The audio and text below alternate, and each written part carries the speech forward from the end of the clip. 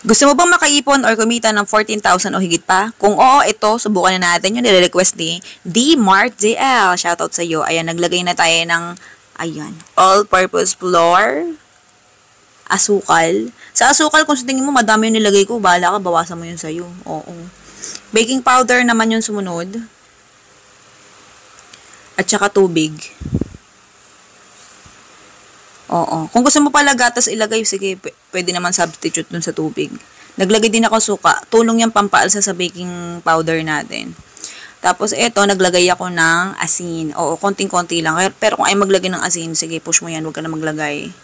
Sa itlog, kahit anong size, pwede ilagay. Huwag lang itlog ng pugo or strichuki. Basta, itlog. Oo.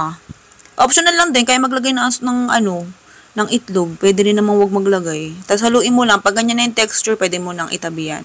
Okay, habang tayo naghahanda ng cupcake liners, comment ka naman sa baba kung saan ka, malay mo ikaw na yung susundatan na mabigyan ng libreng electric hand mixer. Ang kailangan mo lang gawin, like, follow, share, and subscribe.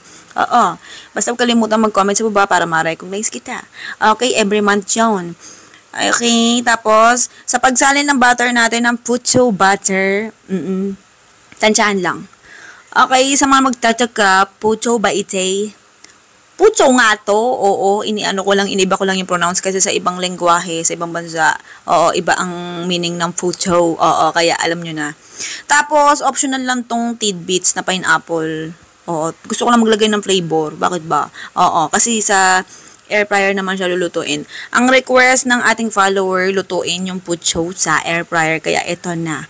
Okay, yung cheese, wag na magtaka, madalas talaga naglalagay ng cheese sa mga pucho. Oo. Kaya lang ito, di ko akalain, pag sa air fryer pala siya niluto, ang ganda, nagmukha siyang muffins. Yung pucho mo, nag-level up na siya. Oo. Sarap din nito. Oo, ang fluffy niya. Promise. Di ko nga akalain na magiging ganito ang texture nito ng bongga. Oo. Yung mga eksaktong sukat pala nasa dulo ng video. Pwede mo i-forward. Nasa dulo kasi. Tanong ng tanong sa baba. Nasaan yung magkano yung ganito? Ganyan. Nasa dulo kasi, oo. Pag nagmamadali, gusto agad makita yung listahan ng recipe tsaka costing, forward mo na tong video para makita mo agad.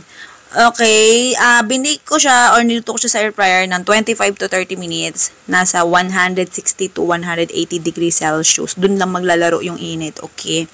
Yan, tapos hango mo na, bago mo hanguin, para ma-double check mo, para sure ka, naluto na, gamit ka toothpick.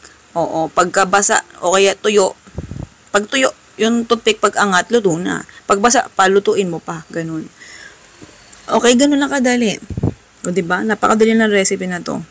Napaka-floppy niyan, tingnan nyo naman. Pipigain natin yan. Ang laki ng size niyan, ha? Baka mamaya magulat kayo sa presyo niyan, ha? Oo. Nasa 50 plus lang ang puhunan nito. 3 piraso na yon. Okay? Tapos, kung gusto mo siyang itinda, ayan, ang suggested price ko para sa inyo, ibenta mo siya ng 3 per set na. Bali, ibenta mo siya ng 99 pesos, 3 piraso na. Mura na yan, ang laki-laki niyan. Oo. Kahit sabihin mo sa kanilang photo yan, hindi na maiisip na photo yan. Oo, kasi nga, mukha siyang muffin. Cheesy pineapple photo yan. Sige na, goodbye, good luck. Love you.